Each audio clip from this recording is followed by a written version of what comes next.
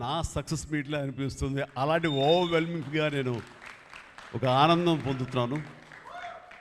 ఎందుకో తెలీదు, ఇక్కడ కావలసిన ఉన్న వాళ్ళందరూ కూడా నాకు ఎంతో కొంత ఎప్పటి నుంచో పరిచయం ఉన్నవాళ్ళు, ఎంతో ఆత్మీయత ఆప్యాయత పంచుకున్నవాళ్ళు.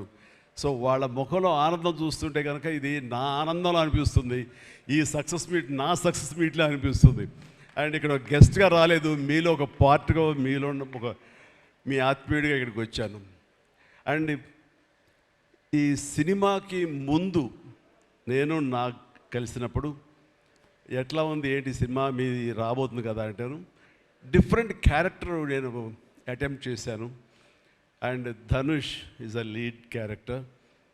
అంటే అదే నాకు ఎట్లాగా ఒప్పుకున్నామంటే తెలియదండి. రెగ్యులర్గా ఈ హీరో క్యారెక్టర్స్ ఇలాంటివన్నీ చేస్తూ నాకు ఎక్కడో కొంచెం డిఫరెంట్గా చేయాలి, కొత్త హొరైజన్ గేట్లు ఓపెన్ చేయాలనిపిస్తుంది. ఈ సినిమా నాకు అలా ఉపయోగపడుతుందని అనిపిస్తుంది. అంటే దాని వాళ్ళ సినిమా చూశాను, అది 100% కరెక్ట్. తను కూడా అదే అక్నాలెడ్జ్ చేశాడు.